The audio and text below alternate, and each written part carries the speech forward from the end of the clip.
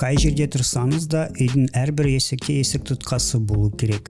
Олар сыртынан әртүрлі болуы мүмкін, бірақ көпшілігінің ішкі жағына ұқсайтын механизмдер бар.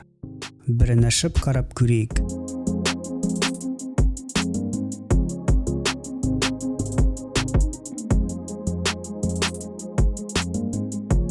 Борандалар шығарылғаннан кейін екі жағы бірден шығарта аламыз. Бұл дөңгелек бөлік розетка деп аталады.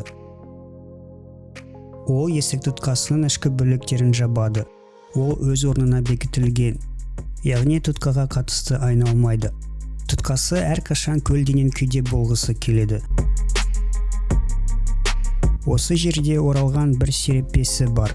Серіппе екі шетіне дейін бүгілген. Біреу тұтқаны жоғарыға немесе төменге бұраған кезде серіппе қатайды. Тұтқаны жіберген сәтте ол қайтадан орнына түседі. Серіппе болмағанын ойласаңыз, сіздің есік тұтқасы әрқашан төмен қарай сырғып кетеді. Басқа жағындағы тұтқа өте ұқсас көрінеді. Ортасында оралған серіппе де бар. Дәл осы жерде 3 темір жолақ шығып тұр. Бұл ортадағы жолақ шпиндел деп аталады.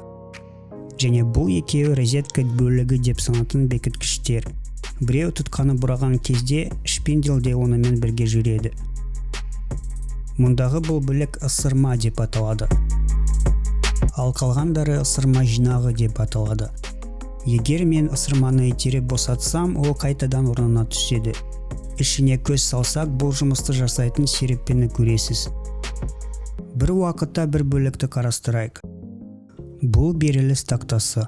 Ол онға тартылғаннан кезде ысырма да тартылып, оның кіруіне әкеледі. Бұл екі бөлік жұдырықша жетектері деп аталады.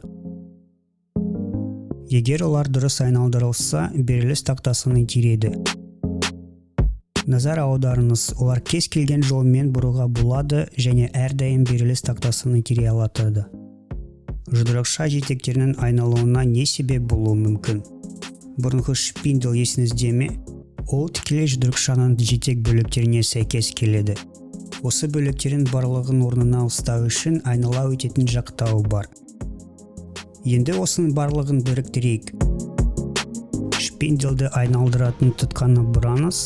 Шпиндел содан кейін ысырманы тартып алатын беріліс тақтасын итеретіп, жұдырықша жетек бөліктерін айналдырады. Бұл сіз есікті ашқан сайын болатын тізбекті реакция. Сонымен, егер бұл есікте құлып болса, не болады? Құлып көлденең болғанда біз әлі де тұтқаны бұра аламыз. Бірақ құлып тік болғанда мен енді оны айналдыра алмаймын. Шпинделдің ішінде басқа металл бөлігі өтуге арналған қос орын бар. Бұл драйвер деп аталады. Біз бұл құлыпты айналдырсақ, драйвер онымен бірге айналады. Барлық сиқыр екінші жағына болады. Алдымен розетканың ішкі жағын қарастырайық. Бұл дөңгелек бөлік оған бекітілген. Тұтқаның ашық ұясы бар, сондықтан ол әлі де айнала алады. Міне құлыпты жұмыс істейтін бөліктер. Драйверге бекітілген бір бөлік бар. Біз мұны бекітілген жұдырықша деп атаймыз. Драйверді бұрыңыз және бекітілген жұдырықша да айналады.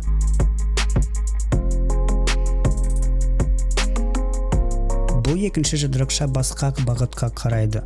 Біз оны жылжымалы жұдырықша деп атаймыз. Үстіңгі және астыңғы жағындағы экструзиялардың арқасында ол айналмайды. Керісінше алға артқа сырғуы мүмкін. Есік құлыпталып жатқанда айналмалы жұдырықша жылжымалы жұдырықшаны итереді. Есік құлпы ашылғанда серіппе оны бастапқы орнына қайтарады. Есіктің құлыпталуының себебі жылжымалы жұдырықшаның соңындағы осы екі экструзиялардың арқасында. Бекітілген күйде олар розеткадағы осы ойықтарға тікелей сырғатады. Бұрынғыдан есіңізде болса, розетка қозғалмайды. Енді тұтқамыз құлыптаулы. Бірақ оның құлпын ашсақ, сырғымалы жұдырықша артқа сырғып, тұтқаны қайтадан айналдыра аламыз.